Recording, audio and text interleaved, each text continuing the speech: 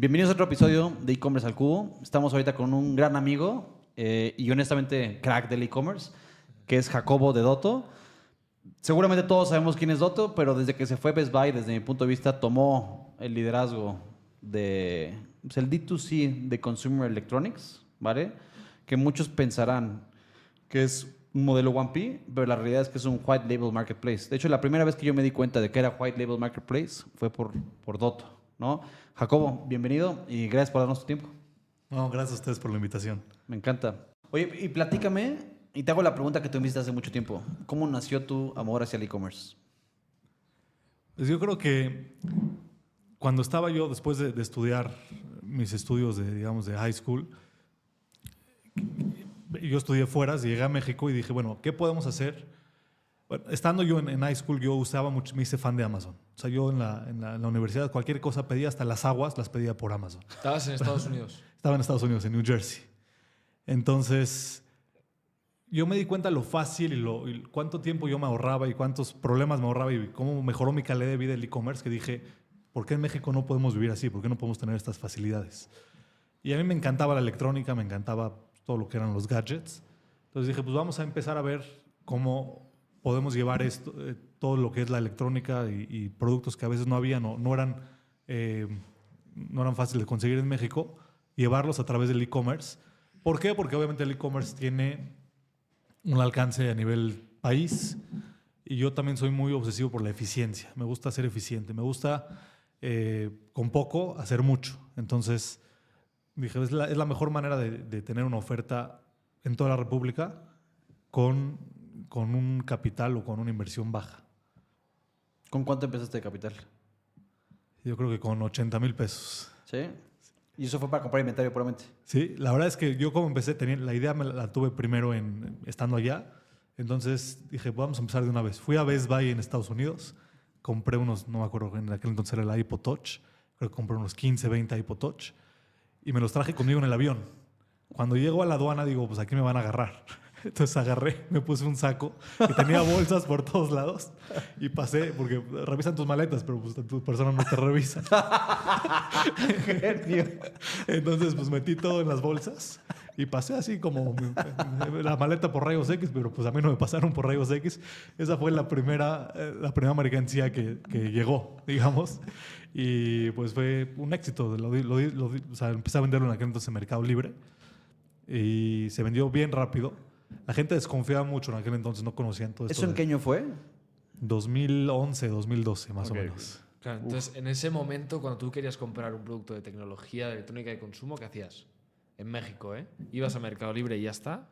Es que ni siquiera Mercado Libre tampoco estaba bien desarrollado. Mercado Libre era mucho usado. Sí, Mercado Libre, honestamente, a mí se me hace muy cabrón lo que hicieron de 2020 para acá, porque le dieron un giro al negocio de lo que dices, ¿no? Yo tenía una connotación, o la primera palabra que me preguntabas, que me venía a la mente, de Mercado Libre, era usado. Claro. Fraude, ¿no? Segunda mano. De hecho, se llamaban segunda mano. Creo que Claro. la razón social sigue siendo segunda mano. De remates. De remates, perdón. Sí.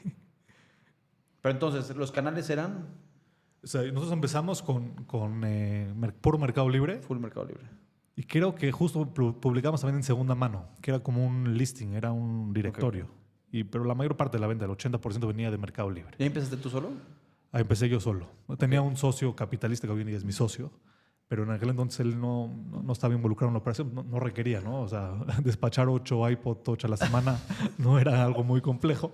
Entonces, sí, ya después cuando el negocio lo fue requiriendo, él se involucró, pero al principio era 100% capitalista. Ok, y nomás como duda, ¿viajabas muy frecuentemente a Estados Unidos para traer mercancía? ¿O ya estabas 100% operando en México y trayéndolo de...? Al principio sí era, o viajaba o le pedía a alguien que viajara que me lo trayera, me lo importara con esta metodología. Pero después, pues obviamente ya fuimos madurando, fuimos consiguiendo ya proveedores un poco más formales o importadores. Claro. Pero sí, yo creo que como los primeros 3 meses fue de esta manera, muy informal. Y aquí fue cuando nace Sistor. Exactamente. O sea, esto fue Sistor. En aquel los inicios de Sistor. Se llamaba iTronics. Lo primero fue iTronics y luego lo evolucionamos a Sistor porque iTronics era muy difícil de escribir. Era si era con C, con X, entonces, pero aquel entonces la empresa se llamaba iTronics. Todo de acuerdo que está difícil. ¿Y cómo nace? Entonces, de eso fue Sistor y era realmente un distribuidor de electrónica a través de canales digitales, que en este caso es únicamente Mercado Libre. Sí, 2011. sí. Wow, ¿cuánto tiempo estuviste únicamente en Mercado Libre? Yo creo que el timing fue perfecto porque por ahí de 2013 o 14 llega Linio. Ok. Y Linio, la verdad, fue el evangelizador y yo creo que le debemos, todo el e-commerce le debemos mucho a Linio, tanto cómo educaron a los clientes y cómo generaron talento. O sea, fue una universidad, una escuela increíble. Nos enseñaron todo. Entonces, al principio era solamente Mercado Libre durante 1 año, 2 años. Cuando llega Linio, yo no sé cómo llegué con ellos, no me acuerdo en este momento, pero cuando fui a sus oficinas entendí que traíamos el mismo chip. Ellos entendían el e-commerce nuevo, querían posicionar confianza en el e-commerce, resolver todo el tema del el gap o la fricción que hay con los métodos de pago. Entonces, yo fui el primer seller de Linio Marketplace. Fui el primero, y ni siquiera tenían plataforma, era todo por Excel. Yo les mandaba mi inventario por Excel con los precios, yo no podía cambiar precios ni inventarios, lo daban de alta. Me mandaban un mail todos los días con las guías, que yo creo que ellos los generaban para imprimir y un Excel para relacionar. La guía 1 se va con el producto tal. Era todo demasiado casero. Que viva el Excel. Sí. Pero, y si hoy en día es difícil generar confianza aún en el e-commerce, ¿no? Sigue siendo un reto en parte. ¿Cómo en 2011 alguien está dispuesto a comprar un producto tecnológico caro a través de Internet, no? Sí, la verdad es que yo creo que el 80% de las entregas, y más al principio, porque ni siquiera teníamos reputación. Entonces, en Mercado Libre lo que hacíamos era el famoso te veo abajo del reloj del metro auditorio. 100%. Y así era, y la mayoría de la gente me pagaba en efectivo en el momento. Ok.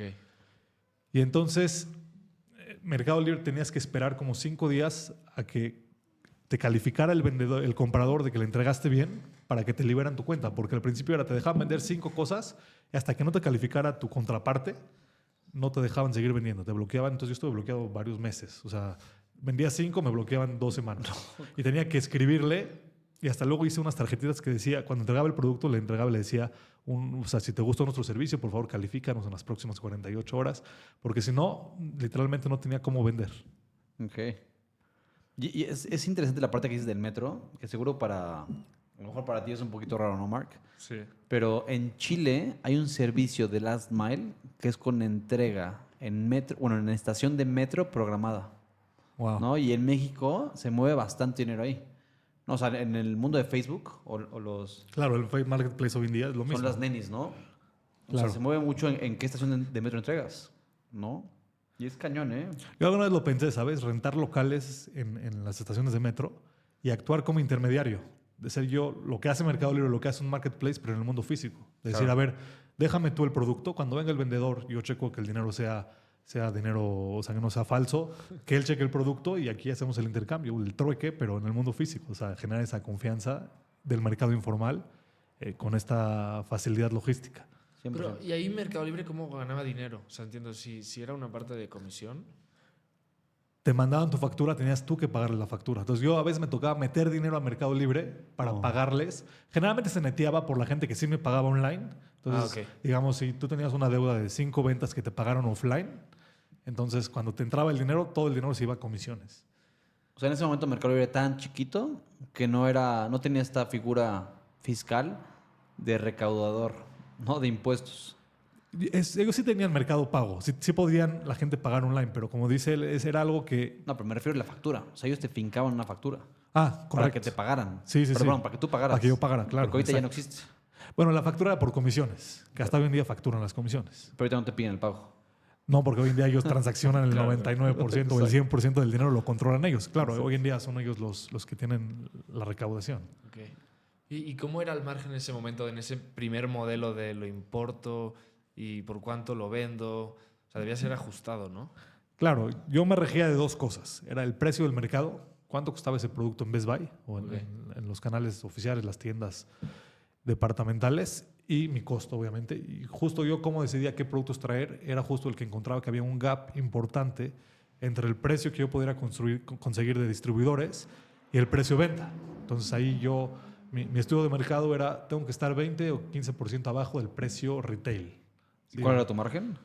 Yo creo que después de las comisiones de Mercado Libre me quedaba como un 18%. Wow. Entre un 15 y 18%. Entonces tú comprabas como 50% abajo del precio de retail de México. Más o menos. Pues tienes un arbitraje ahí de los costos de Estados Unidos contra los de México. Sí, el tipo de cambio ayudaba. En aquel entonces el dólar estaba más bajo. Y también había una ley en Estados Unidos que cuando tú comprabas online no te cobraban tax. No.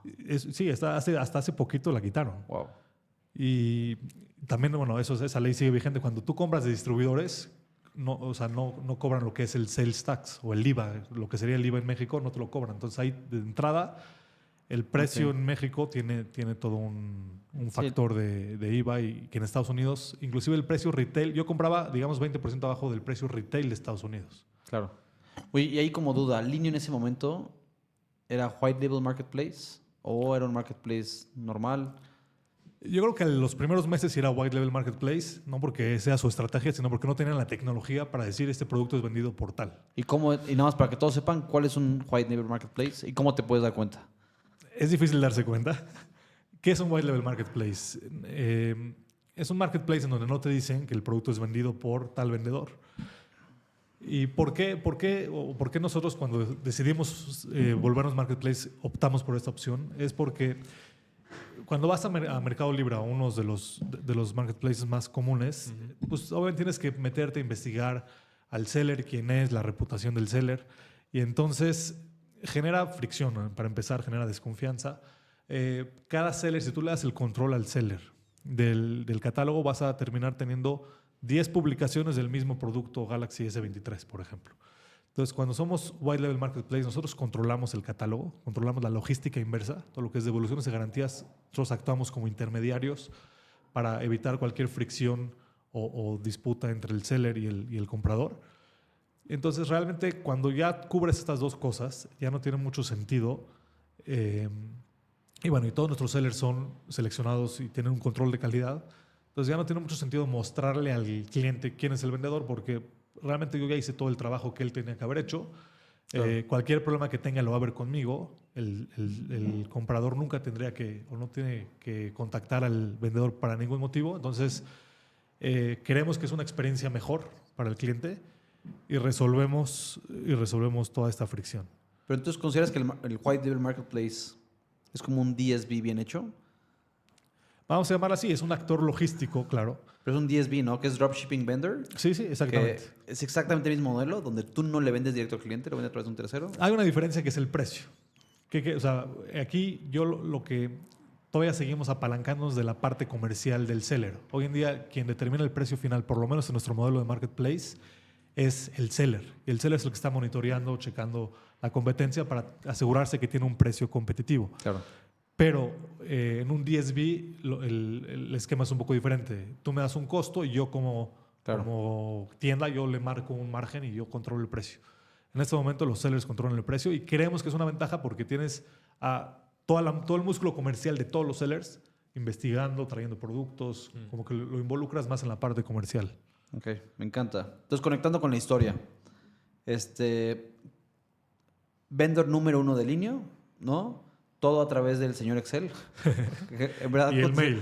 A mí creo que cuando empecé yo a trabajar, a mí me impresionó cuánto se movía del mundo a través de Excel. No, y aún. O sea, yo creo que a día de hoy aún, ¿no? Es el ERP más famoso del mundo. Muy loco. O sea, hay mucho pitch de startup que es no, porque todo esto tú hoy en día lo estás haciendo en Excel. O sea, aún a día de hoy. Claro. ¿Sabes? Y te venden, no, es que ahora ya podrías dejar el Excel y hacerlo a través de mi software. pero bueno, oye, entonces, conectando con la parte de Linio, conectando con lo que decías, tiene una parte muy interesante que ellos tuvieron que construir muchas soluciones internas, ¿no? Seguramente desde la pasarela de pagos. O sea, claro. tú, no sé cómo era la logística o no recuerdo en ese momento, pero no era como ahorita. O sea, no existía un API donde podías consumir la guía, etcétera. Entonces, ¿cómo era el mundo de e-commerce en ese 2011? Sobre todo pensando no tanto en la parte de Mercado Libre de te entrego en el metro, como que la parte de e-commerce de te entrego en Tijuana. Claro. Sí, entonces Linio lo que hacía era invirtieron mucho en branding, o sea, en redes sociales, me acuerdo que era el auge de Facebook también. Y entonces ahí en Facebook estaban presentes por todos lados. Habían hecho un video, me acuerdo muy bien, mostrando su almacén. Pusieron a toda la gente del almacén a bailar. Y entonces se hizo muy viral la canción de Call Me Baby. Me acuerdo, yo creo que todavía sigue en YouTube. Fabuloso, fabuloso. El que hizo ese video, yo... Crack, porque entonces era una manera de mostrar la parte humana, la parte divertida, la parte cool y la parte física. Es decir, aquí está el producto que te vamos a mandar. Era un almacén gigantesco que inspira confianza, definitivamente. Ver una cantidad de televisiones que tenían y ver a la gente interactuando con letreritos de Linio. Yo creo que lo hicieron muy bien. Y yo creo que de esa manera ellos rompieron toda la fricción. Yo me acuerdo que tú agregabas algo al carrito. Si en 5 minutos no lo pagabas, te entraba una llamada de línea. Decir, señor, pague, ¿por qué no ha pagado? ¿Cuál es el tema? ¿Cómo le ayudamos? Entonces, creo que por medio de muchos diferentes elementos lograron que la gente empiece a comprar en Internet. Y eso es en el proceso de compra, pero luego, como dices, trabajaron con FedEx y trabajaron con muchos carriers. Yo me acuerdo que FedEx en aquel entonces hacía el COD, el Cash on Delivery. Me acuerdo que de 10 paquetes que mandabas de Cash on Delivery, regresaban 11 casi. O sea, porque la gente no pensaba que era un juego, ¿no? Esto decía, bueno, pagar eran clics que la gente se metía y con todo el tráfico que tenían, pues obviamente al final la gente, los curiosos, le picaban y cuando llegaba el otro día FedEx con el paquete a cobrar, decía, no, yo no lo quiero, yo nada más estaba probando la página. Claro. Entonces, imagina todo el gasto logístico que asumieron, fue algo impresionante, pero la verdad es que lo lograron. 100%. Y en ese momento, ¿cuál era tu share de ventas entre Mercado Libre y Linio? Yo creo que Linio se llevó el 80-90% de las ventas. Rápido. O sea, era muy representativo. Sí. El primer año. Yo creo que a los 6 meses ya estaba así. Okay. ¿Pero eso en qué año fue? ¿2008 empezaste y ahorita estamos 2014. Ok. O sea, ya llevaba un rato. O sea, yo empecé 2012, 2 años después. Y aquí seguía siendo C-Store. Aquí seguía siendo C-Store. Ok. Entonces C-Store es el distribuidor de Consumer Electronics. ¿Y después qué otros canales? ¿Amazon llegó en 2016? Llegó, creo que finales de 2015 o 2016. Correcto. Amazon también fuimos el primero de los primeros sellers. Lo que hizo Amazon fue contratar a la gente del equipo de Linio. Entonces tenían todo el directorio y pues obviamente les decían, bueno, pues yo ya sé que ya vendes aquí, ahora, ¿quién eran los mejores días de electrónica? Tráetelos para aquí. Y pues la verdad es que nos subimos. O sea, fuimos muy agnósticos y muy exploradores, early adopters. Oye, no, es como duda. ¿Por qué tú consideras que Amazon es el parteaguas de casi todos los países de América Latina? Obviamente porque cuando Linio llega a México lo ven como una startup, lo ven como un negocio que lo está intentando, se están divirtiendo, pero cuando llega a Amazon, para empezar, Amazon no va a llegar si no hay un buen estudio de mercado, del potencial que hay. Y obviamente va a seguir madurando. Cuando llega a Amazon y habla con Banorte o habla con cualquier banco o con DHL o con cualquier, tiene otro peso, tiene otra seriedad. Es una plática mucho más seria. Okay. Y yo creo que, Mercado Libre lo vimos. Mercado Libre se empezó a poner las pilas cuando llegó Amazon a México. Entonces, eso yo creo que es algo que empieza a generar y echa a andar el ecosistema porque saben que es una carrera del tiempo. El que lo logre antes va a conquistar el share. Ok, pero entonces ahí, 2016, ya tienes 3 canales de venta. Ya tenía 3 canales de venta. Y seguimos siendo C-Store. Sí. Pero entonces, ¿en qué momento? O sea, estoy intentando sacar en qué momento nace Dotto. Entonces, ya en aquel momento ya teníamos un capital importante. ¿Ahí como cuánto facturabas? Right. O sea, no sé, con Mercado Libre cuánto facturabas, luego con Linio cuánto llegaste a facturar y luego con... No me acuerdo del share así exactamente, o sea, no tengo el desglose. Yo creo que vendíamos alrededor de 15-20 millones de pesos al mes. En un mes normal. ¿Antes de Amazon o después de Amazon? Antes de Amazon. No, ya con Amazon. Ya con Amazon. Estamos hablando ya como en 2017. Okay. Son $1.5 million mensual. Algo así. ¿Y el equipo era grande, chiquito? Éramos ya... porque en 2016 entró un tercer socio. Entonces estaba... Entre Aarón, mi socio, y yo llevamos la parte comercial y la parte operativa. Ajá. Y entró el tercer socio para la parte administrativa. Y ahí teníamos un empacador, que era chofer empacador, una persona que contestaba las preguntas y todo el tema administrativo, digamos. Y creo que ya éramos 5 personas. Ah, wow. Sí. Revenue por empleado muy bueno. Sí, definitivamente. ¿En serio? Pero entonces... Y todo, era autofinanciado. Sí, todo fue bootstrap. La verdad es que este tercer socio cuando entró sí nos dio un poco de capital. Okay. Para echarlo a andar un poco más en serio, más en forma. Pero fuera de eso, creo que nos dio 3 millones de pesos de capital y fuera de ahí todo lo hemos bootstrapeado. Entonces, el capital total que han tenido, porque Aaron al principio metió dinero. Metió a lo mejor 500,000 pesos. Ah, ok.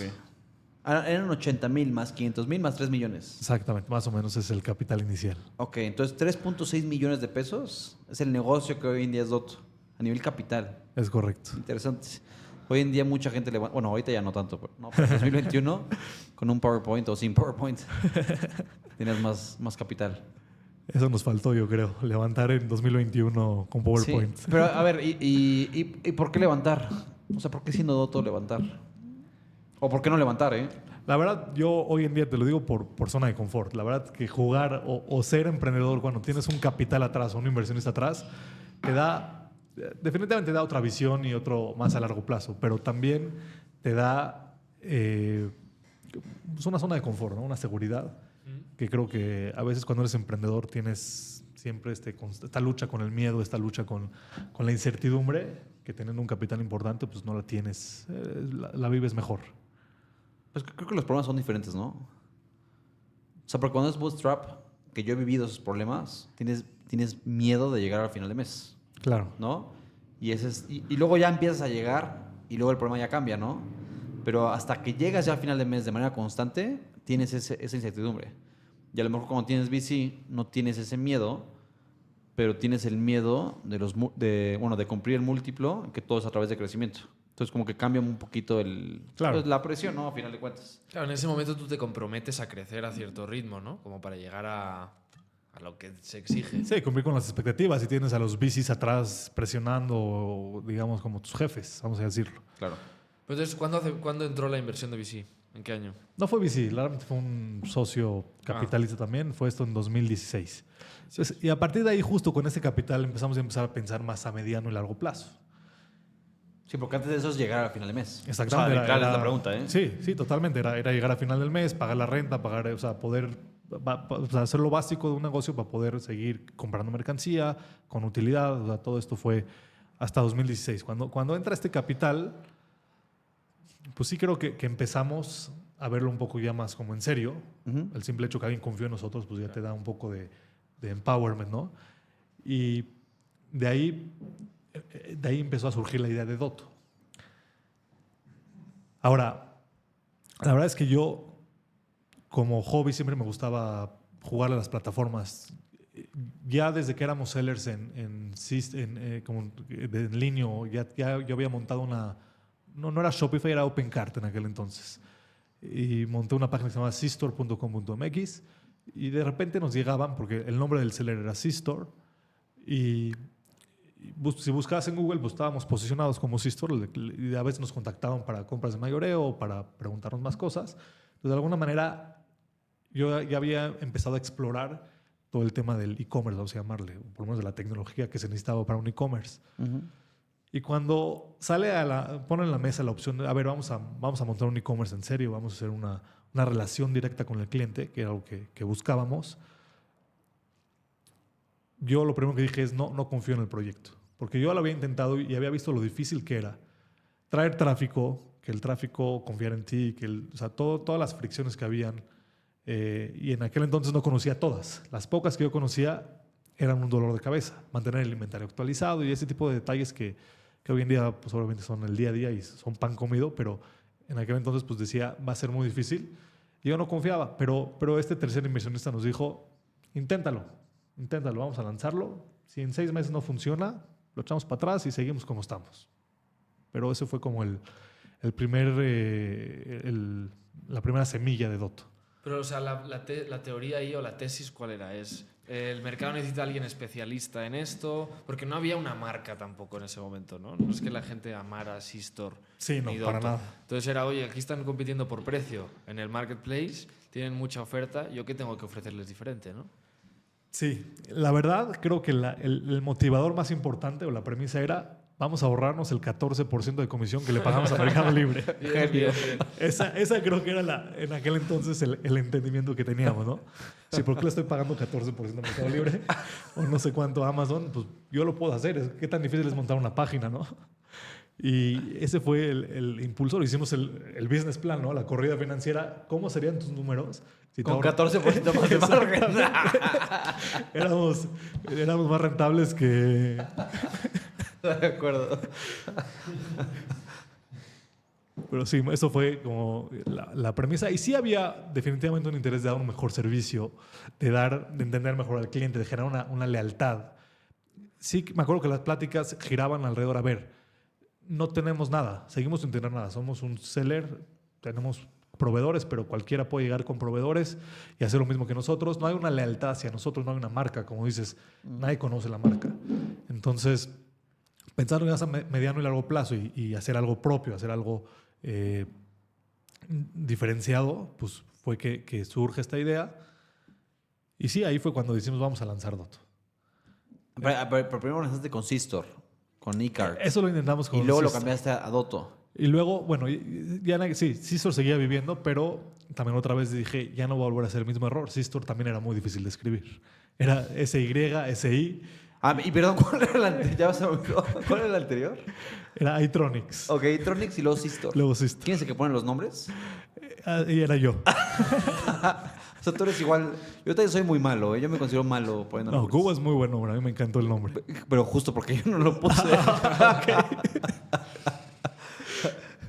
Ahora, Dotto lo puse yo. Pero ya aprendí de mis 2 errores, entonces... Genio. Y la verdad fue que me puse un poquito a investigar y decían todo. Decía, a ver, ¿cómo poner un buen nombre online? Tiene que tener 2 vocales, 2 consonantes. Entre más corto, mejor. Exacto. Buenísimo. Me metí a una herramienta para buscar dominios, porque obviamente lo complicado no es el nombre, sino que el dominio esté disponible. Claro. ¿no? Exacto. Entonces me metí a una herramienta, no me acuerdo si se llamaba... GoDaddy o... No, era una que te ayudaba a buscar. Ok. Tenía como un buscador. Entonces me metí a ver dominios disponibles de 4 letras que tuviera vocales. Empecé a buscar y apareció Dotto. Desde el primer momento que yo vi Dotto en la lista, dije, es esta, me enamoré del nombre y órale. Ok, pero es por Dotto.com. Y sí, O sea, el .com fue el driver. sí, pero sí, por el dominio. Sí, exacto. Y además, Dot pues era .com, ¿no? Entonces como que hacía un poco también de alusión al online, que en aquel entonces era como la novedad. Entonces, pues ahí así fue como decidimos el nombre, un mejor nombre. Me encanta, gran historia. ¿Y cuál es la historia que compartes de manera profesional? La verdad, no me he logrado inventar una historia ¿No? mejor que esta. Hoy platicaba con una amiga que su empresa se llama Pavis, ¿no? Entonces ella tiene una historia profesional que dice, no, performance, analytics, quién sabe qué, ¿no? O sea, Pavis. Y dice, pero la neta le pusimos así porque así le dicen de cariño a la hija de mi socio. No, o sea, es la historia real. Claro. Es la buena.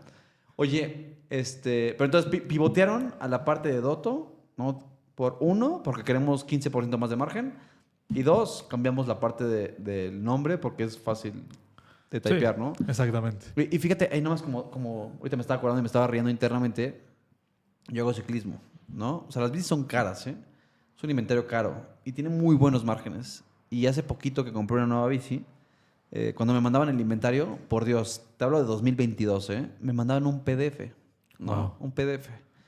Entonces te mandan el PDF de la disponibilidad, luego eliges la bici, le dices a tu vendedor, quiero esta, y luego él marca al corporativo y te regresa la llamada diciendo, no, ya se vendió la tuya, cabrón.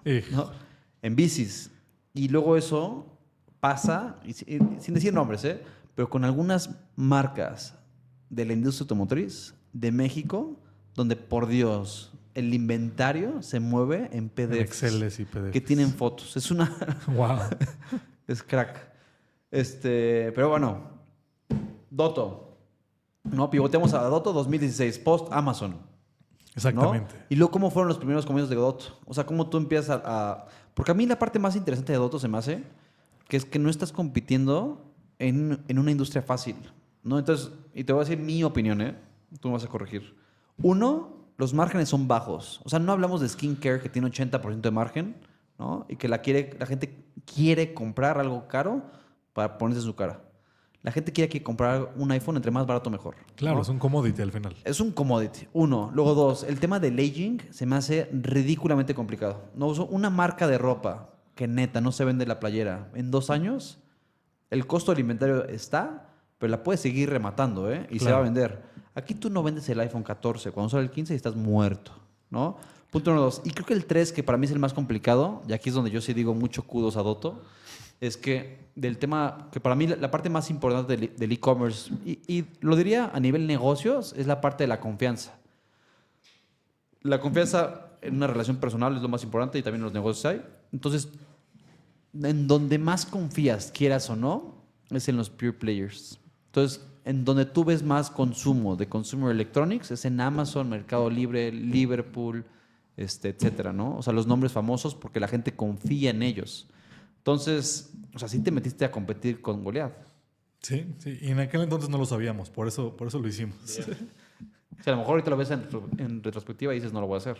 Exactamente, sí. O sea, y también creo que fue mucho timing, ¿no? Porque no había... Los canales de redes sociales o los canales de publicidad no estaban bien explotados por los grandes. Entonces eso nos ayudó a traer tráfico. Después, la confianza. Definitivamente era el factor más importante. Entonces ahí fuimos... Para empezar, ofrecíamos también algunas, por ejemplo, ven a la oficina a recoger. Sí empezamos a construir una base chiquita, pero que daba confianza. Y usábamos mucho... User Generated Content, ¿sí? Entonces, cuando llegaba el cliente a la oficina a recoger, le tomábamos foto, lo hacíamos viral, empezamos a hacer concursos, hacíamos el sobrino del mes, por ejemplo, donde le pedíamos a toda la gente que compró que tome una foto de cómo hacía el unboxing o lo que sea, que lo suba, no me acuerdo si a Facebook o a Instagram, y una vez al mes reembolsábamos una compra. No. Entonces, hacíamos una rifa de todos los que subieron y esta compra la reembolsábamos. Eso lo hacen en el Buen Fin hoy en día el gobierno. Ah, sí, cierto. Nunca he ganado. Entonces lo hacíamos el sobrino del mes. Y así fuimos, ahora sí que innovando. La verdad es que teníamos mucha creatividad como para hacer mucho con poco. Okay. Claro. Que eso creo que fue vital y aprovechar las oportunidades que habían que otros no estaban aprovechando. Claro, y en ese gap que dices que no se estaba captando a todo este cliente y a lo mejor esos canales no lo utilizaban muy bien los pure players, ¿cuánto te podía costar captar un cliente en ese momento? Era muy barato. ¿Sabes qué? Usábamos Google Shopping. Ajá. Yo no sé en qué año llegó Google Shopping a México, pero en 2017-2018 no estaba competido. O sea, realmente era muy sencillo porque buscabas cualquier producto, salíamos hasta arriba, el producto, el precio, decía envío gratis y hasta 12 meses de tantos, 12 pagos de tanto. Y entonces, obviamente eso, estabas todo tu Unique Select Proposition estaba en Google hasta arriba y te costaba $2 el clic, hasta menos yo creo, $1 el clic. Ponle que teníamos un conversion rate del 1%, nos costaba $100 el cliente adquirido. De Consumer Electronics. De consumo electrónico. ¿Y hoy en día en cuánto está? Hoy en día puede estar en 600, 800 fácil. Ok, 6X. Una vez me dijiste que si tú, bueno, obviamente, y muchos lo diríamos, ¿no? Si supieras lo que hoy en día sabes, en 2016, puntualmente la parte de Google Shopping, ¿no? De lo barato que era, eras millonario. Claro, hubiera levantado capital para meter ahí sí Claro. millones de pesos en campañas de Google. Pero bueno, fue así como, obviamente competíamos mucho con precio, pensando en que del 15% que nos ahorrábamos de la comisión, Claro. a lo mejor 10% lo teníamos como utilidad y el otro 5% se lo transferíamos al cliente, dándole esta... 100%. Y la verdad es que funcionó, eso funcionó muy bien porque, como dices tú, yo creo que parte que los pure players son los que más venden es porque los que tienen mejores precios y son más agresivos. Porque al final, como es un commodity, la parte de confianza es que me llegue el producto, pero no es que tengo esa fricción como fashion, que a ver si me va a quedar o no me va a quedar. Simplemente es, confío en la tienda, tienen buen precio, mándamelo y si tienen buena política de devoluciones, pues no hay pierda, ¿no? Esa es un poco la manera como creo que logramos inspirar confianza, que los clientes compartan, lo hicimos viral y nos iban recomendando. La verdad es ahí también teníamos un NPS de alrededor de 95, 96 y el NPS a veces creo que lo minimizamos, el impacto que tiene, pero es literal, es Net Promoter Score. Tienes ahí 10 embajadores o 8 embajadores diciéndole a sus amigos, oye, acabo de comprar este iPhone aquí, y eso funciona más que las mejores campañas. El tráfico directo, el tráfico orgánico, que sabes que el cliente entró porque ya te conoce, porque ya lo recomendaron, tiene un conversion rate de hasta 3 veces lo que tiene el tráfico pagado. Por mejor que segmentes tu campaña, por mejor que uses algoritmos y lo que quieras para para traer tráfico pagado. Ese tráfico no convierte ni una tercera parte, que lo que convierte alguien que le dice a su vecino, oye, yo compré aquí, me llegó bien. Es lo más poderoso. Ese número está muy interesante porque lo dices a nivel, o sea, en un B2C, ¿no? La relevancia que tiene el word of mouth, porque nosotros Claro. lo vemos mucho en Cubo, de cliente que viene referido por un cliente de Cubo, y creo que tú lo sabes mejor, Mark, pero cierra en un mes, tiene 99% de tasa de cierre, o sea, es como que ridículamente bueno, ¿no? Totalmente. Claro. Es mucho más rápido. Es que es una barrera de confianza también, ¿no? Es lo mismo, claro. Tengo un problema que a lo mejor todos los que te buscan de quiero un iPhone ya tienen el problema del iPhone, pero luego cómo haces que te elijan a ti es la segunda barrera y es, esta ya me la recomendó alguien, ¿no? Entonces eso reduce muchísimo la conversión, o sea, aumenta mucho la conversión o en nuestro caso reduce mucho el tiempo de cierre, ¿no? Claro. En B2B.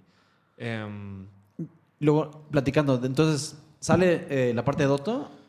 Yo tengo mucha curiosidad de dónde estaban parados pre-pandemia. O sea, hablemos de diciembre de 2019. ¿Dónde estabas? No, como cuánto facturabas, cuánto representaba, no sé en cuántos marketplaces trabajabas, qué tan relevante era Doto. Mira, fuimos muy relevantes antes de pandemia, ya éramos muy relevantes en cuanto a marcas, ciertas marcas como Xiaomi, como marcas, vamos a llamarle de early adopters. Xiaomi apenas estaba llegando a México o sea, oficialmente a Telcel y a AT&T. Entonces, también eso fue justo la premisa o la misión de Doto era llevar la tecnología al alcance de todos. Tecnología que no podías conseguir o que era demasiado cara. Claro. Xiaomi justo, yo no lo sabía. Cuando nosotros pusimos el lema o el slogan de Doto, y luego vi que el de Xiaomi creo que es igualito, muy similar. Es tecnología al alcance de todos. Su misión es la misma de llevar. Entonces hicimos un match y una afinidad impresionante ahí. Y la verdad es que prácticamente yo creo que el 90% de la gente que tenía un celular Xiaomi conocía a Doto en 2019. Y sí, el Xiaomi representaba el 80-90% de nuestras ventas. Ok. ¿Y cuánto era de tu canal? ¿De qué? O sea, de nuestro canal directo. Sí, en Doto.com. Doto.com en 2019 debe haber sido como el 70%. Ah, ok. La verdad es que también ahí en su momento tomamos una decisión muy sencilla, que era vender en los demás canales, porque nunca dejamos de vender en los marketplaces, ¿no? Entonces, en los demás canales era menos margen por la comisión que pagamos. Cash flow, el tiempo de cash flow era mucho más alto, porque si te pagaban en 15, 30 días, era 7 veces más de lo que yo cobraba cuando un cliente compra en Doto, el dinero entra al día siguiente, ¿no? Entonces, obviamente le pusimos mucho más foco y mucho más allocation del stock, el 80% se lo poníamos a Doto para que se venda de esa manera, porque era un flywheel muy positivo, el poder. Este negocio de electrónica es capital intensive. Entonces, si recuperas el dinero mañana, pues lo vuelves a invertir, le das vueltas y vueltas. Entonces, nosotros lo orillamos a Doto a que sea la mayor parte de la venta. Claro, pero ahí seguías siendo 1P. Seguimos ¿O ya siendo eras 1P. Ok. Seguimos siendo 1P. ¿Y luego cómo pasaste la pandemia? Yo creo que Y obviamente, ¿cuándo te conviertes en white label? justo fue la pandemia. Ok. ¿Qué pasa? Te faltaba stock. Faltaba esto. Claro. La gente empezamos a tener tráfico altísimo porque la gente buscaba celulares, buscaba cambiar una nueva tablet, una nueva televisión, lo que sea. Y la verdad es que televisiones en aquel entonces ni teníamos. Traíamos 100 celulares de un modelo, se acababan a las horas, literalmente. En la pandemia había una demanda impresionante. Luego, ¿qué pasaba? El dólar se fue a 25 pesos en alguna parte de la pandemia en 2020, llegó a 25 pesos. De 18 pesos se fue a 25 Sí, pesos. fue en marzo, abril. Exactamente. Entonces, nuestros precios y nuestros proveedores siempre era, como nosotros hacíamos un forecast, 7, 14 días. Entonces, yo compraba siempre el dólar lo contemplé a 18 pesos. Cuando se vuelve 25 pesos, el dólar yo cuando volví a comprar ya no era competitivo contra Telcel y contra AT&T porque ellos tienen los precios congelados por mucho tiempo. Entonces nos dimos cuenta que si bien teníamos una parte comercial bien desarrollada, había una parte, digamos, la parte oficial con las marcas, tiene una bondad y tiene una ventaja que tiene estabilidad de abastecimiento, estabilidad de precio y también toda la cadena de suministro empezó a estar golpeadísima, entonces no había producto.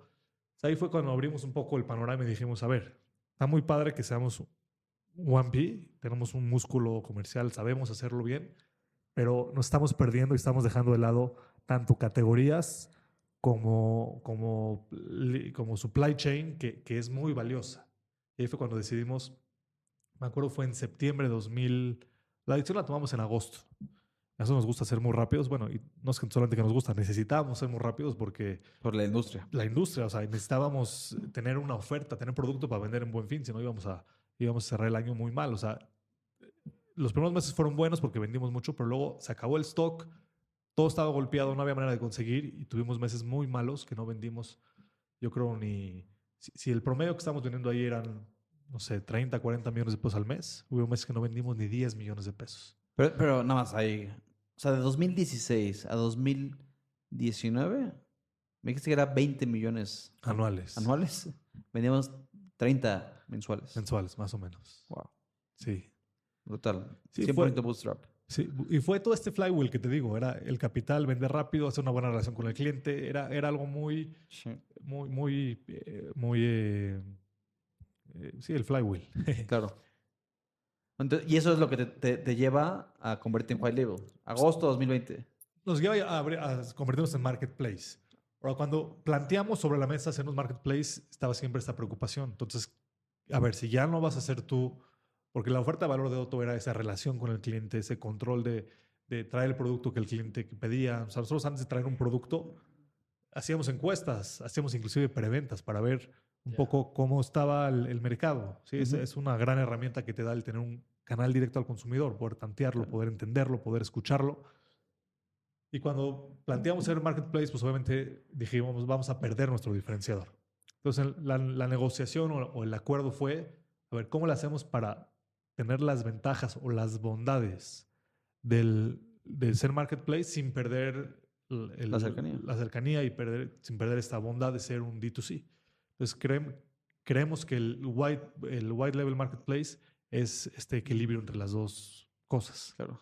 ¿Ustedes sacaron el tío Dotto?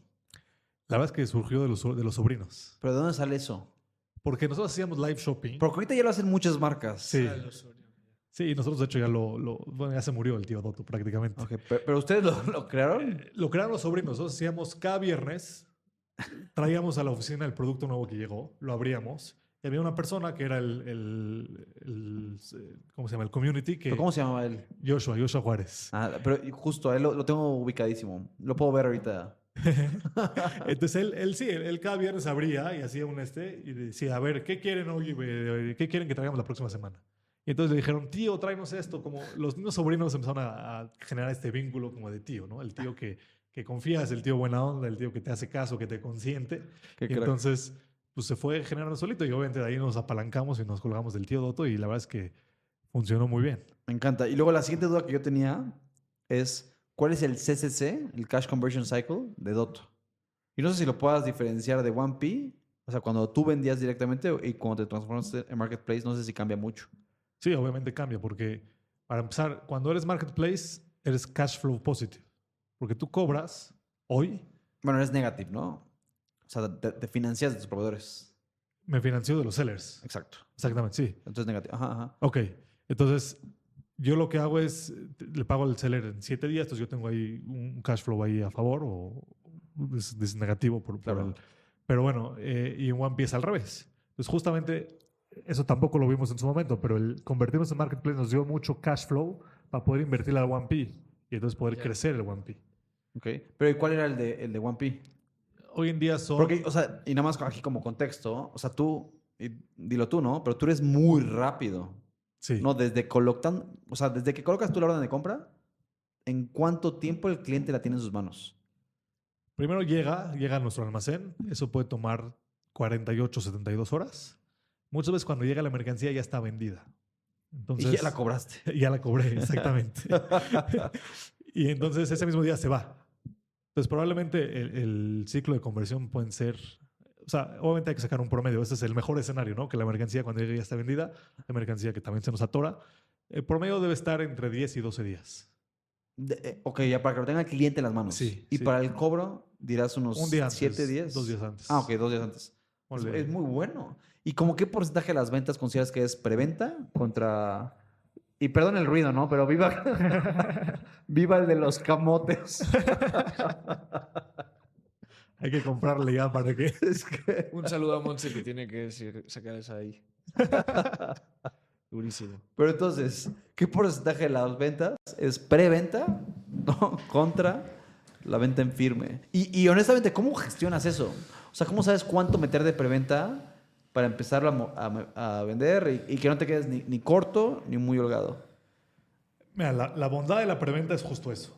Que tú puedes prender 1000 piezas y ya luego decides si compras las 1000 o compras 800. O sea, puedes tener 24 horas desde que prendes el producto, lo vendes y entonces decides cuándo comprar en base a cómo viste el comportamiento de las primeras 24 horas. Ah, pero contra 24 horas tú lo proyectas y tú lo pateas. O sea, yo prendo 1000 piezas, ¿sí? O lo pongo en inventario infinito y veo cómo en 24 horas se empieza a mover. Ajá. Y entonces, en base a, yo tengo ya un benchmark de, a ver, un producto que las primeras 24 horas vendió 100 piezas, los próximos 7 días va a vender 1200. Entonces voy y compro las 1200 de una vez. Pero sí, justo generamos esa data y depende mucho el share de cuándo es preventa. Depende. Cuando hay lanzamientos, por ejemplo, la preventa sube porque el S24, por ejemplo, lo acabamos de lanzar con preventa. Y entonces, probablemente en revenue fue altísimo. A lo mejor el 60%, 70% fue preventa. Pero en un día normal, en una temporada normal, yo creo que debe ser alrededor de 30%, entre 20 y 30% es preventa y el 80% es producto que tenemos en stock. Wow. Pero eso es la parte de C-Store. Tú no sabes de tus sellers. A nuestros sellers oficialmente no los permitimos las preventas. Ok. Porque justo tiene una complejidad en cómo lo manejas, la responsabilidad de cuánto prendes, en qué precio lo prendes. Entonces, realmente muy pocas veces hemos permitido preventas de sellers que no conocemos o controlamos su operación. Ok. Y una duda, si el CAC evolucionó de 100 a 600, 700, 800, ¿el ticket promedio cómo ha ido cambiando? Ha ido subiendo, naturalmente, también por la inflación y por otros temas, pero no ha ido subido no ha subido a la par. Ojalá hubiera subido a la par. Claro. Y definitivamente este año estamos ante un reto gigantesco de cómo adquirir clientes. Porque realmente, como dice, el CAC se vuelve imposible. Inclusive a veces en 2 compras no logramos recuperar el CAC. No. O sea, en la utilidad del CAC, porque tenemos, como decías tú antes, márgenes minúsculos, gastos, y lo vuelve muy complejo. Por eso nuestra técnica sigue siendo el NPS, sigue siendo orgánico, sigue siendo mucho... esta es la estrategia de este año. En años anteriores sí hemos invertido mucho dinero y pues, la verdad es que los números se han visto afectados por esa estrategia de tratar de ser agresivos. Y hemos regresado este año a la estrategia de ser orgánicos, eficientes, rentables. Pero nada, aquí como contexto, esto es cuando ya eres... O sea, ahorita tú estás con la cachucha de White Label Marketplace. Sí. Entonces ahí los económicos cambian mucho. Cuando eres 1P, Claro. eres rentable en cada compra. ¿O no? Sí, pero también porque el CAC estaba muy bajo. Hoy en día, si el CAC está, o sea, como está ahorita, ¿En cuánto está ahorita el CAC? como en 600. 800 pesos, Por un ticket medio de 6,000 pesos. Wow. Sí. ¿Y cuántas compras te hace un cliente al año? 1.2. Es bastante, ¿no? Sí, sí, para la industria en la que estamos es bastante. Y no sé si tú sepas como cuántas veces, porque yo soy el peor para esto, ¿eh? Porque yo cambio de celular cada 3 años. Pero el mexicano promedio... Creo que es cada 24 meses en promedio. Ok. Sí. Entonces, se venden 50 millones de celulares más o menos al año en México. Wow. Okay. Sí, que es la mitad de la población, tomando en cuenta que la mitad lo cambia este año y la mitad del año que entra. O sea, Oye, y hay nada más como duda, y no sé si los tengas, ¿eh? ¿Cómo está el share de cuánto es a través de planes de datos y cuánto es de cuando es tuyo? O sea, no está financiado. no tengo el dato oficial, pero es algo que ha ido bajando drásticamente al principio. También que creo que es algo que cambió mucho y nos ha beneficiado. Al principio todo el mundo iba y sacaba su plan con su celular, se lo disfrazaban de que el plan era muy barato, 1,200 pesos al mes, te daban 5 gigas de internet y te incluían el iPhone con un contrato a 36 meses y el iPhone bloqueado, ¿no? Para que no puedas usarlo con otro carrier. Y poco a poco, por falta de acceso al crédito y también las telefónicas quisieron bajarse de ese tren de dar crédito porque tenía mucho riesgo. Entonces fueron impulsando el prepago de celulares y el prepago de planes con descuentos agresivos. Entonces ellos fueron sembrando esta cultura. Sigue teniendo, principalmente por temas de crédito. Telcel debe tener, yo creo, un 30% del share del mercado de celulares en México. Todavía ¿A través de planes? a través de planes. Wow. Bueno, para mí era o sea, de chavito, era cuando tú renovabas plan, tú desbloqueabas la oportunidad de tener un celular nuevo. Claro. Y era para mí algo relevante, ¿eh? Era O sea, era ibas un al- evento relevante en tu vida. Obvio, cabrón, Toca tenías que renovar plan. rifarte todo el catálogo y ver Claro. cuál entraba en tu Sí, plan. había que Cuál estudiarlo. estaba gratis y ya irte por ese plan. Pero entonces 30-70, 70 en firme. No, no estoy seguro. O sea, te puedo No, decir no, que le Telcel das tiene o- 30, pero sí, yo perdón, creo únicamente este solo carrier. Telcel, sí. Ya. O sea, seguramente los demás carriers deben tener más. Y yo creo que el factor que todavía impide que la gente compre el celular por un lado y el plan por otro es el crédito. Ok, claro. Oye, y ahorita lo que decías, ¿no? De las unit economics, cuando eres 1P contra las de marketplace. Entonces ya platicamos, ¿no? Que depende mucho el CAC, pero relativamente casi siempre es rentable. Y Sí. en el marketplace no. Marketplace es muy difícil. ¿Por qué? Porque tú cobras una comisión entre 10 y 12%. De entrada tienes el costo de la transacción. Ahí se te fueron. Se te fueron entre 3,5 y 4%. Si consideras ya todo el tema de fraude, ahorita platicamos del fraude, pero No, y metes el IVA. también. Bueno, el IVA, el 10% ya es con IVA, entonces, y el precio ya es con IVA, entonces ahí se mata. Pero, entonces tienes de entrada esos 4 puntos, digamos, de la transacción. O sea, estornudaste y ya se te fue el 40% de lo que cobras. Exactamente. O sea, es tu costo variable. Luego tienes el costo de marketing, que es 2-3%. Si es que adquiriste al cliente en esa transacción, entonces también está muy golpeado. Ok. Vamos en 7. Vamos en 7. Después tienes el Costo tema logístico, un punto. costo logístico. Realmente el costo logístico en teoría debería ser neto porque o se lo cobramos al cliente o se lo cobramos al seller. Ok, O sea, la comisión es 10% más un flat del costo logístico. claro. El problema que hemos tenido con el costo logístico es el tema de las incidencias, ¿sí? Todo el tema de que, como yo soy el white level marketplace, si el producto, si la paquetería pierde el producto, si la paquetería daña Contra el ti. producto, yo tengo que asumir esa pérdida y la verdad es que en los últimos años ha subido. Más o menos, hace 2 años estamos en 0,5%, ahorita está casi en 0,8% el nivel de incidencia que tenemos que perder. ¿Eso es Entonces, diferente al fraude? sí, incidencia de paquetería, que la paquetería perdió, robó el producto Y que tú lo comes. y que yo tengo que responderle al cliente, claro. Wow. Y el seller no tiene la culpa porque el seller usa mis convenios logísticos. Entonces, al final yo quedo ahí en el baile solo. No es demasiado dinero. Exactamente. Y entonces al final, pues, a tus números te queda 1 punto, 2 puntos. Ah, ya esos son porcentuales. todos los costos. Son todos los costos variables. Es brutal. Fíjate que nosotros, que casualmente fuimos a ver uno de Consumer Electronics hace poquito, o sea, la parte de... Porque son dos, ¿no? Una cosa es robo y otra cosa es extravío. Extravío, cuando es negligencia de la paquetería, te pagan hasta 30 UMAS. ¿no? Y es por ley y bla, bla, bla. No voy a entrar en mucho detalle. Y el problema es el robo, ¿no? Porque el robo, a menos que asegures... O sea, nosotros en Cubo Super Honesto no mandamos una caja partida por la mitad asegurada. Wow. Porque la estadística que tenemos interna es que es mejor que seas como Bimbo y que te autoasegures. ¿no? Entonces nosotros depende mucho de la paquetería, pero tenemos un robo depende de la paquetería, pero entre 5,000 y 8,000 envíos. Ah, es muy bajo. Es muy bajo. De hecho, los clientes de Consumer Electronics cuando se migran al Cubo, o sea, es que ya no pones... Voy a suponer, ¿no? En este caso, que Apple se muda a Cubo, ¿no? Entonces, antes, cuando mandabas tú un paquete de Apple, decía fuera Apple, ¿no? Claro. En la cinta de seguridad. Y aunque no lo diga, ¿eh? O sea, las personas luego identifican, los repartidores identifican los paquetes. Bueno, pero eso depende de dónde estás recolectando. Exactamente. O sea, es que en Cubo exacto. todas las cajas son azules, Claro. cafés. Entonces, o te llevas unos lentes, una cartera, una playera, ¿no? un celular. Celular, pero es un volado. Claro. Entonces se reduce mucho. Claro. Pero entonces, o sea, un punto porcentual se te va en eso.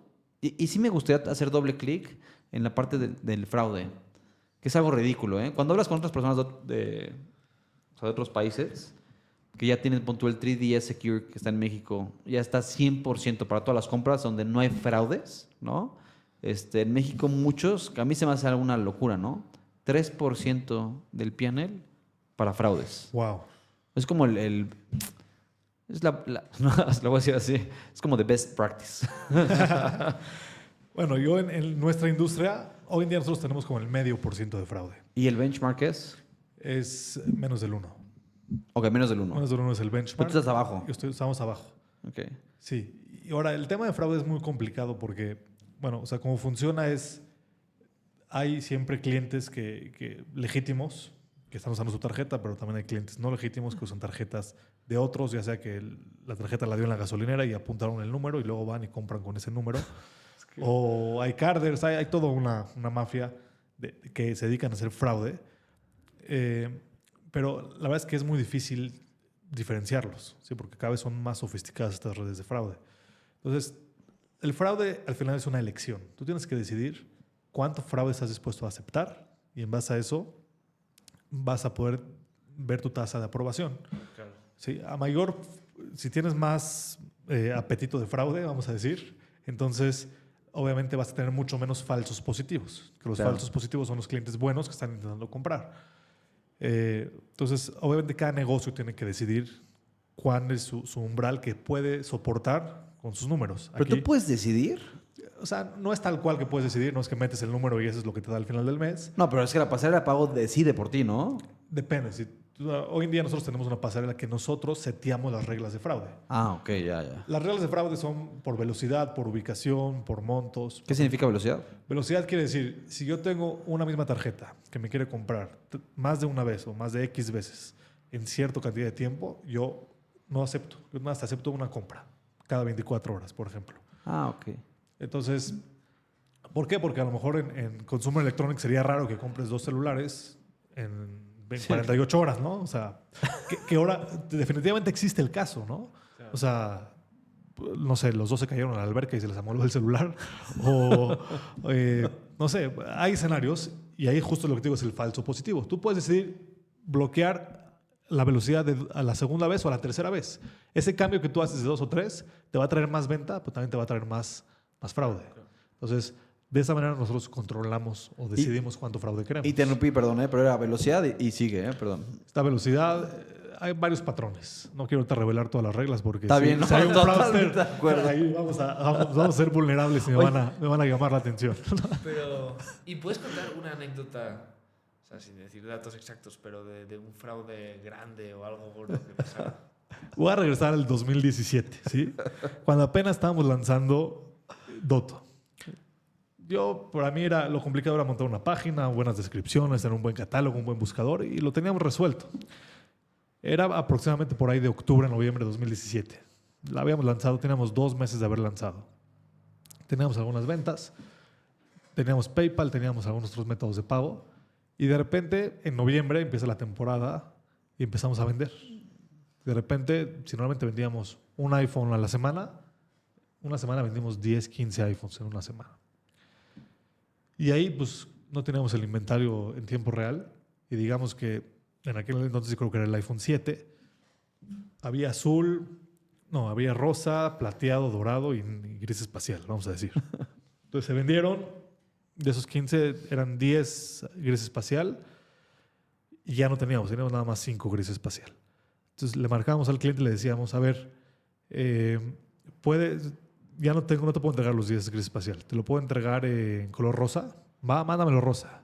Te puedo entregar en vez de 32 gigas, en vez de 128 gigas, 32 gigas. Mándamelo. O sea, dijimos, wow, o sea, qué fácil es vender en internet, ¿no? O sea, el cliente todo dispuesto, lo que tú quieras.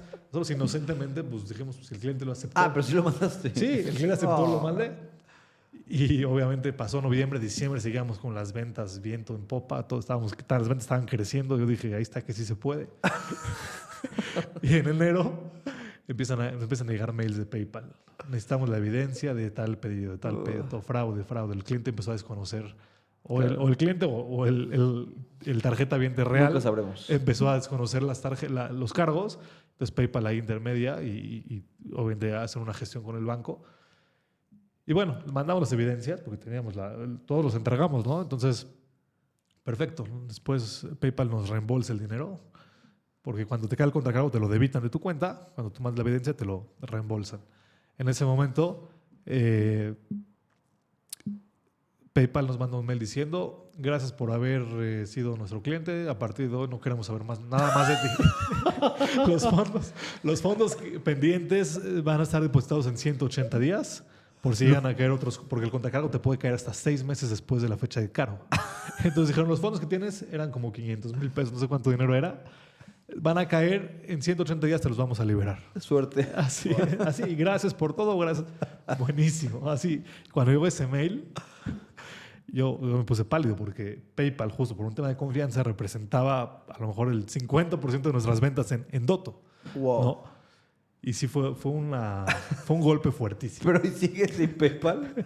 Hoy en día tenemos PayPal. Ah, ya tienes PayPal. Nos tomó 3 años. Tuvimos que 3 años de escalarlo. que tú los buscabas. Sí, no nos pelaban. Pero yo cuando la primera persona, porque marcaba al call center y no me pelaban, o sea, este cuate que quiere, no entendían. Es un equipo muy independiente al de Customer Care, el que toma estas decisiones, ¿no?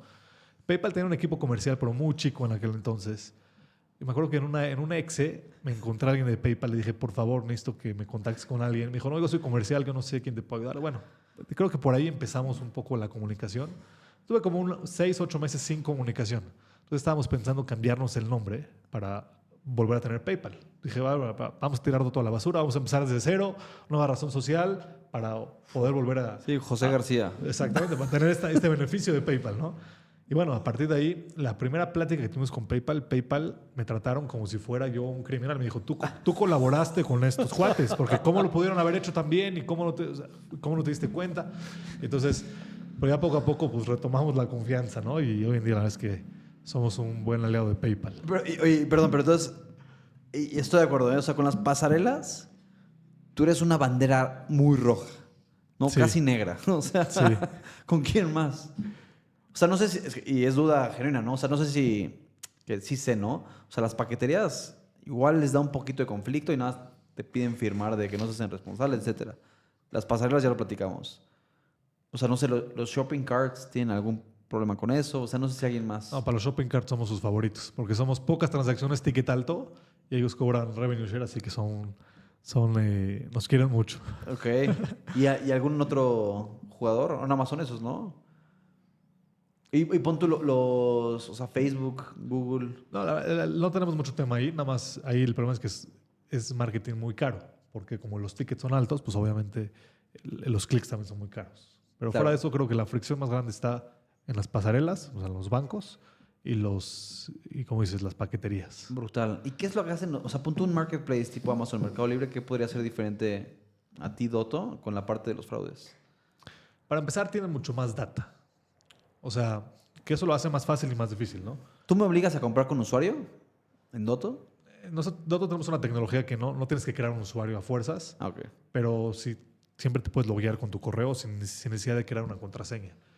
Pero sí, o sea, una parte es, por ejemplo, el tema del celular, porque los mails son muy reciclables, inclusive hay mails que los generas por 5 minutos y luego desaparecen, pero el celular ahí sí es más complicado. Entonces, un buen factor o bloqueador de fraude es obligarte a poner un número celular e inclusive verificar que el número existe por medio de un two-factor authentication o algo así. Los grandes, pues yo creo que tienen muchos datos porque tienen mucha más cantidad de transacciones Claro. y tienen más, ahora sí que como decías tú, con los bancos. Los mismos bancos a veces ponen el candado, decir, esta transacción es sospechosa. Entonces, cuando los bancos ven Dotto, probablemente son más estrictos en las reglas de aprobación que cuando ven cualquier otra tienda que no sea electrónica, y por supuesto cuando son los Amazon y Mercado Libre, ¿no? Entonces, nosotros ya desarrollamos una tecnología de la mano con un otro proveedor, donde yo mando la transacción primero por medio de mi afiliación, una afiliación que tengo directa yo con el banco. Si no me la autoriza, yo voy y la mando con otra afiliación que el banco ya no sabe que soy yo. Entonces, de esa manera la autoriza. Obviamente me cuesta más, es un agregador. Pero de esa manera nos hemos dado cuenta que muchas transacciones que no pasan porque es la misma tarjeta, el mismo cliente, la misma hora, el mismo monto, es igualito todo. Solamente que un segundo después lo mando por otra pasarela Y pasa. y pasa. Entonces sí, de alguna manera, como dices tú, somos la bandera roja. Pues seguro, Sí, sí. ¿no? Oye, y ahorita, y platicando la parte o sea, no tiene nada que ver con esto, ¿no? Pero hace poquito fue todo el tema del mercado gris, Sí. ¿no? Y ahí no sé cómo les impactó a ustedes, cómo puedes generar confianza con el cliente, qué haces al respecto. Porque es algo muy relevante en México, ¿eh? O sea, Claro. El tema del mercado gris justo es una manera de, como lo quisieron llamar las marcas, justamente a todos los que no tienen la distribución oficial o que no se someten a las reglas del juego que ponen las marcas en México, porque al final los productos que nosotros vendemos son fabricados en la misma fábrica que vende Samsung oficial. ¿Sí? La diferencia es que pues, no tenemos este contrato tan estricto de distribución y la manera correcta de llamarle es distribución alternativa o paralela, pero pues obviamente ellos para estigmatizarlo le pusieron mercado gris, que no es producto ni robado, ni fake, ni mucho menos, simplemente es un producto que no está bajo, digamos, la red de distribución de la marca en México, pero al final viene de la marca global. Y sí, definitivamente nos pegó. Esos meses, creo que fue septiembre, octubre, pues nos impactó en ventas. Nosotros respondimos con una garantía naranja. Nosotros sabíamos que el producto es bueno, funcional, es lícito, entonces lo que hicimos fue decirle a los clientes, si tienes algún problema te lo voy a asegurar por 24 meses. Si tu garantía por defectos de fábrica era 12, yo te lo voy a dar por 24 meses. Wow. Entonces el cliente se registraba, metía su número de serie y le dábamos una garantía naranja. Y esto ahorita está dando, esa tecnología que desarrollamos, que tuvimos que desarrollar muy rápido, ahorita nos está ayudando para empezar a vender la garantía extendida. Porque al final es lo mismo, aquí nada más la cobramos. Y si tu celular falla en 12 meses, en lugar de 12, 24 meses te extiendo la garantía y entonces registras y es parte de la garantía naranja que vamos a empezar a promocionar. Pero realmente es un interés de las marcas, de las redes de distribución de las marcas en México que no quieren que haya esta importación paralela. Pero el producto es el mismo. Claro. Oye, otro tema de confianza interesante relacionado, o sea, creo que bastante local, y a mí me interesa especialmente porque curiosamente cuando compras o llegas a Latinoamérica, de repente estaba en Colombia, pago un café y me dicen, oye, ¿en cuántos plazos lo quieres pagar? ¿No? Llevado al extremo. Claro, cuando vas a comprar un producto como el tuyo o el que venden en Dotto, entiendo que grandísima parte estará financiado o a meses sin intereses, lo que sea, ¿no? ¿Cómo es ese share? ¿Y ese es el driver o uno de los drivers principales de la conversión aún a día de hoy? Sí, definitivamente el poder adquisitivo es el problema o el driver más importante para que un cliente tome la decisión de dónde va a comprar, ¿no? Claro. Puede ser que lo vemos con las famosas Electra, Coppel, que te venden un producto 3 veces lo que vale, pero te dicen, puedo pagar 32 pesos a la semana, puedo pagarlo. Entonces, lo puedo comprar aquí. A diferencia de otros retailers que no me dan esos 32, esa facilidad de pago. Entonces, nosotros hemos probado muchas cosas. Primero, lo que hacíamos era dar 6 meses sin intereses.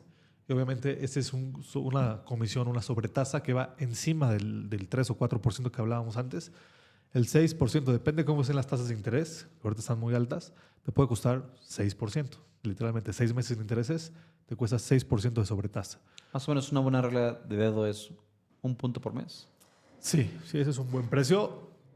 Conforme va subiendo 18, 24 meses y ya ahora ya es a 36 meses, va bajando un poco, ya no se convierte, creo que 36 meses debe estar como en 28%.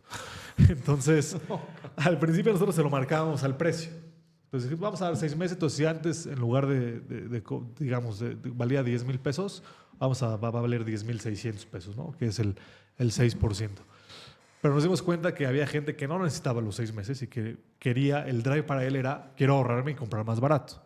Entonces, a la conclusión que llegamos y ahorita es lo que estamos haciendo es, yo te doy el precio, un poco lo que hacen algunos retailers como Sam's Club, te dicen, el precio que yo te doy es a una sola exhibición. ¿Quieres pagar a meses? Te sube 3, 5, 6%. El costo de financiamiento. El costo de financiamiento y entonces ya te lo mostramos ahí financiado. Pero inclusive con que ya no estamos dándolo sin intereses, son meses con intereses, más del 40% de los pagos con tarjeta, la gente escoge meses con intereses. ¿Pero no supone que eso es ilegal? O sea, cobrar diferente el mismo producto por efectivo o con tarjeta. No. ¿No? O sea, podría ser publicidad engañosa si es que no lo especificas, que este precio aplica solo de contado, pero ilegal no es. Ok. Interesante. Vale. ¿Tienes algo específico? Si no, podemos hablar ya del punto en el que está ahora Dotto y qué tiene que pasar. O sea, estábamos en un momento donde facturabas 30 millones de pesos mensualmente. ¿Eso a día de hoy sigue así? ¿Estamos más o menos en esos números o cuánto es? Como 50 millones al mes hoy. 50 millones. Y ahora Como marketplace. Como marketplace. Claro, es verdad, es diferente. Pero ahora, ¿qué tiene que pasar para que Dotto siga creciendo, siga siendo rentable, etcétera? Seguramente la parte orgánica, ¿no? Pero ¿cuál es ahí el plan? Sí, orgánica, los servicios. Acabamos de lanzar Dottofone, Eso se me hizo La que crack. acaba de ir, que es justo estamos vendiendo ya el celular, pero ahora también te vendo el plan. Ok. Es un poco regresar a lo que hacía Telcel, pero diferente, porque ya te doy la opción de comprar solo el celular a un buen precio, o también si lo compras el plan, tienes un mejor precio, porque yo te hago un descuento porque tengo ya un ingreso de otro lado. Sí, pero ahí es aprovechar, o sea, de nuevo, toda parte de incrementar el lifetime value del cliente. Claro. Claro, Entonces tú estás metiendo, o sea, como que, ¿cómo fue cambiando de iTronic, era? iTronics. iTronics, perdóname. C-Store. Y luego Doto, ¿no? De ser desde Wampi, luego meter Marketplace, luego ya me dijiste, meter seguros, ¿no? Meter celulares. O sea, ¿cuáles son todos los servicios que puedes meter? ¿No? claro. Entonces ahorita es garantía extendida, justo, seguros, garantía extendida es un servicio que ¿Qué porcentaje la gente paga eso, eh? Yo nunca he comprado eso. en punto físico es el 10%. Muchísimo. Pero hay un vendedor ahí que está haciendo labor de venta, ¿no? Entonces te dice, bueno, ya Te mete llevaste- miedo, cabrón. Sí, o miedo, o es muy buen vendedor y te dice, te lo difiero a 36 meses, no lo vas a sentir. Entonces, ahí sí convierte más o menos el 10%. Online, o sea, como apenas estamos empezando, no lo sé, pero he escuchado que 5% es un gran número. Claro. Ok. ¿Tú pagas el seguro cuando rentas un coche? Yo ¿O lo te saco, vas? lo saco con American Express y American Express me da el seguro. Ok, no pagas seguro, No pago el básicamente. seguro, sí. Ya. Yo una vez hice los números y tienes... no sé si esto es súper malo. Puedes chocar una vez cada 8 rentas. Entonces yo me autoseguro. O sea, yo Pero, nunca... pero guardas ese provisiones, ese dinero. No, me lo gasto. Bueno, ahí está tu problema. Pero es que los vendedores, que ahorita nada más lo que decías, ¿no? Del retail físico, que yo creo que una de las principales tendencias que hay del e-commerce es como que humanizar la experiencia de compra para buscar como que sea Claro. lo más cercano posible a un retail físico. Pero cuando tú rentas un coche, neta el vendedor te mete miedo. Claro. O sea, te mete miedo, es agresivo. Casi te dice, güey, ¿qué no lo puedes pagar? O sea, el seguro, ¿sabes? O sea, te hace firmar que si, o sea, te retienen 80,000 pesos de tu tarjeta si no compras el seguro, como para hacerte sentir que ya los debes. O sea, Exacto. sí, la verdad es que. Pero sí, alrededor de todo, o sea, al final sigue siendo un poco llevar la tecnología al alcance de todos. Va a ser opcional, obviamente, pero, por ejemplo, el tema de poder reparar o inclusive poder hacer este comercio circular donde yo te digo, me compras una póliza ahorita y yo en 18, 24 meses que quieras cambiar tu producto, yo te lo voy a tomar a cuenta para otro producto. Claro. Entonces, justo ahorita, al ser un marketplace de nicho, de especialidad, el futuro de Doto para crecer los ingresos, porque ahorita estamos justamente en números no rojos, pero negros, es buscar todos los servicios alrededor. Ya tenemos un volumen importante de venta electrónica. Ahora es a este cliente que ya lo conozco, que ya sé qué me compra, cuánto me compra y cómo me compra, qué otro servicio, qué otro valor le puedo agregar. Si es la línea telefónica, si es el seguro, si es el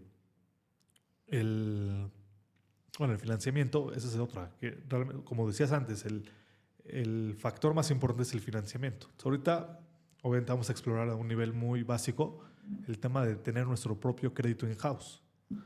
Entonces, ese es el proyecto más ambicioso que tenemos ahorita. La verdad es que nos da 100%. miedo. Nos da miedo. No, porque son 25 puntos, lo dijiste a 36 meses. Claro, claro. Que ya si pagas a 36 meses, o sea, literalmente ya se juntan 4 buenos fines, cabrón. El mismo mes pagas 4 buenos fines. Pero si tú, como alguien como tú, que cambias su celular cada 3 años, ¿por qué no pagar el celular 36 meses? Si son sin intereses, siento que es interesante. No va a ser sin interés porque entonces no hay negocio, ¿no? O sea, es imposible costearlo. Pero sí con un interés, ahora sí que, ¿cómo se dice? Un interés bajo, un interés coherente y sumando algunas cosas. Si tú pagaste con tu crédito, entonces a lo mejor te voy a dar la garantía extendida incluida. O sea, encontrar como estas economías de escala que nos permitan darle más valor al cliente por un poquito más. Claro, Y en ese poquito más, cuando tienes la economía de escala, pues duplicas tu rentabilidad. totalmente. Porque los gastos fijos ahí se quedan. Sí. Oye, y el timing, y quizá para ir cerrando, el timing de arrancar un negocio es súper importante, el contexto también. Hoy hace 10 o más años que arrancaste Doto. A día de hoy, 2024, ¿arrancarías un negocio parecido en el sector de electrónica de consumo o no? A nivel digital, ¿eh? Yo creo que no. Yo creo que hoy en día el panorama está mucho más competido, muchísimo más competido. hay menos barreras de entrada.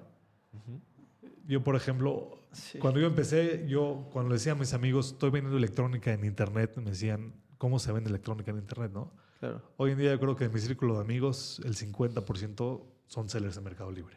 Entonces, eso te habla de cómo se democratizó el retail, lo competido que está, y definitivamente hay una gran oportunidad, pero yo creo que emprendería un negocio más enfocado a servicios, más enfocado a SaaS, que de hecho es algo que estamos haciendo. Estamos dentro de Dotto, ahora sí que todo el manejar un marketplace, lo que nos dimos cuenta, y más un white level marketplace, es una complejidad gigante. Eres el intermediario entre las devoluciones, las garantías, y no necesariamente puedes tú resolverle. Dependes de un seller que resuelva. Entonces, toda esta gestión de servicio al cliente, de SLAs, es muy complejo. Mesa de control, que el seller despache en tiempo y forma, son retos gigantescos. Entonces, hemos desarrollado tecnología nosotros para poder cubrir y controlar estos puntos de dolor. Y ahorita el próximo paso es abrir una vertical de Dotto para poder reinvertirlo, o sea, poder invertir en más desarrollos, más sistemas, es empezar a todo el know-how y los sistemas que ya tenemos, pues poder rentarlos como SaaS a otras empresas que se quieran convertir en marketplace, que de hecho es una tendencia ahorita. En Latinoamérica los bancos se están haciendo marketplaces para sus programas de lealtad, aerolíneas, todo el mundo está abriendo este esquema de marketplace, porque es un esquema en el que poco riesgo, sin tener que tener stock, que es el riesgo mayor, y el capital, lo que más demanda capital, puedes generar y aportar valor a tus clientes, a tu cartera de clientes, a tus clientes cautivos, puedes venderles algo más, ¿no? Porque todo el mundo compra un celular, todo el mundo compra pañales, todo el mundo compra bocinas, audífonos, entonces puedes de esta manera hacerlo. Entonces, ahorita ese es un poco el futuro, también es por ahí, para poder seguir creciendo los sistemas y mejorar la experiencia del cliente por medio de pues, vender este know-how que tenemos y los sistemas que desarrollamos. Nada más como o sea, duda.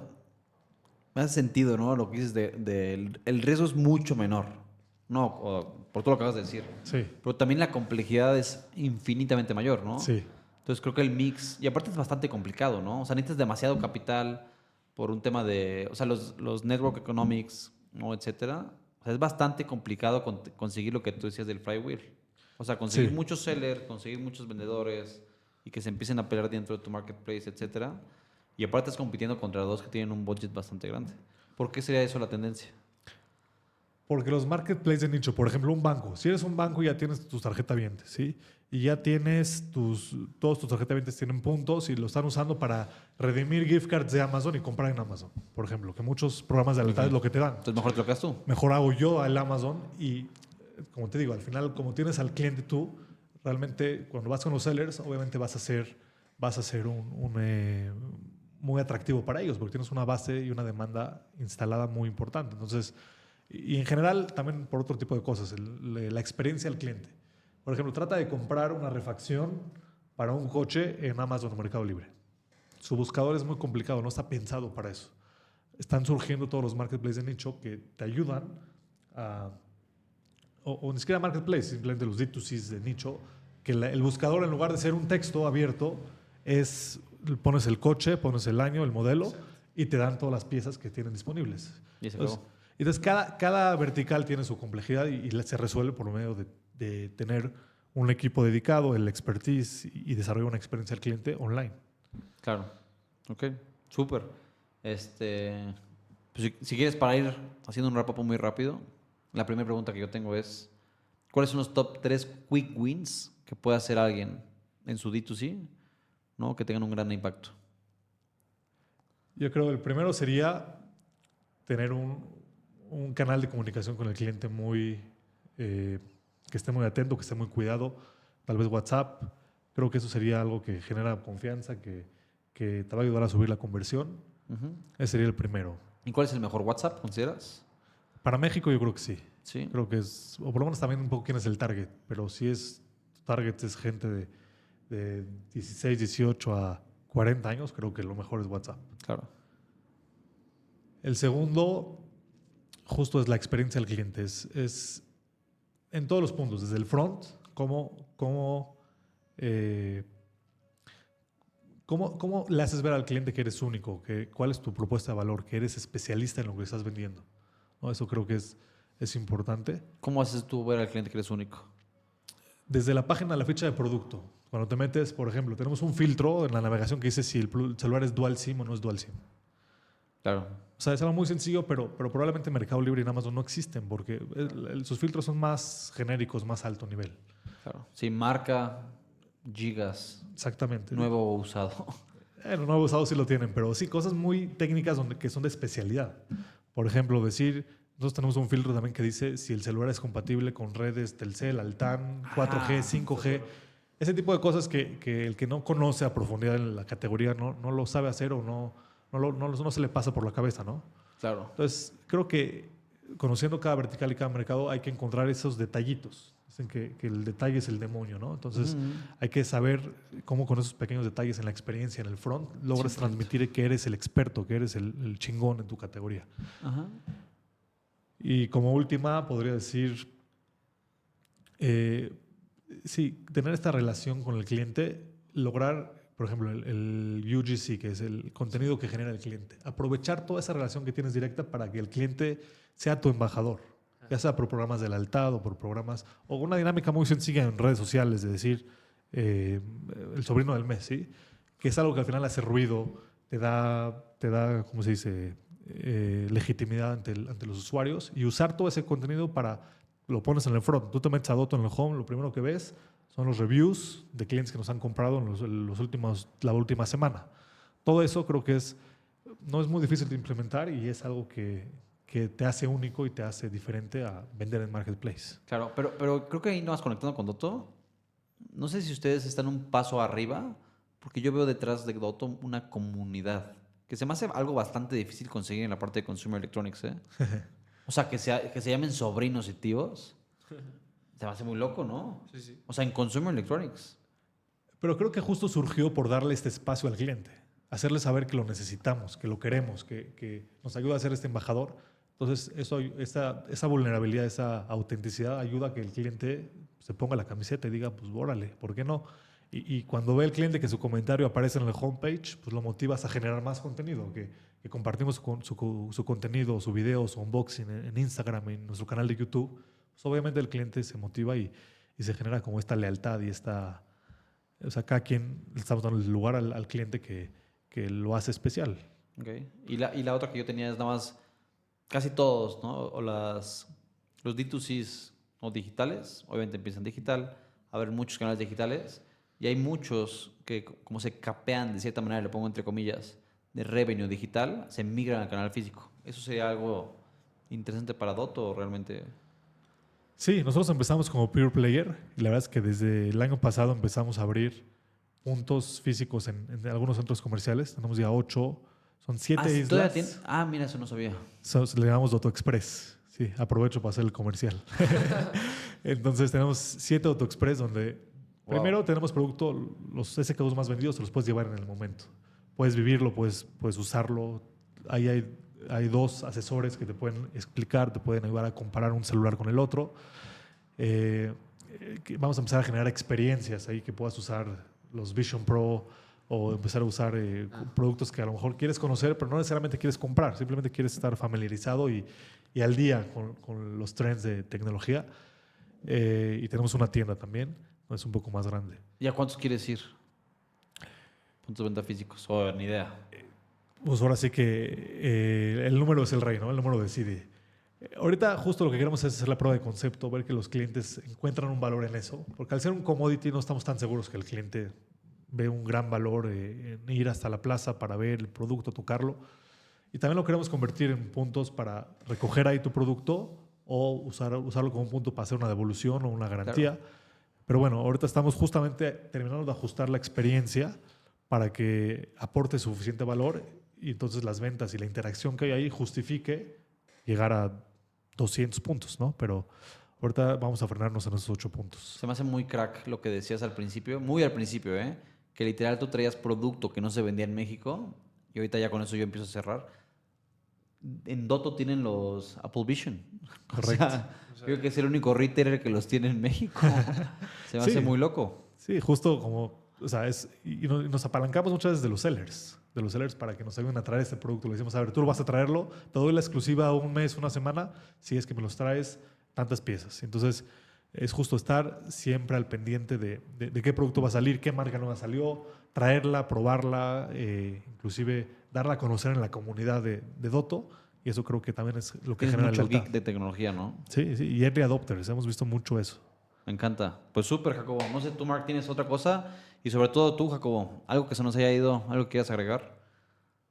No, creo que ahora sí ¿Alguna otra hablamos largo y anécdota? tendido. No, me encanta. En verdad, yo te agradezco personalmente, genuinamente, mucho tu tiempo. No, gracias por Es un darnos placer, es un gusto. esta noche. Y pues nada.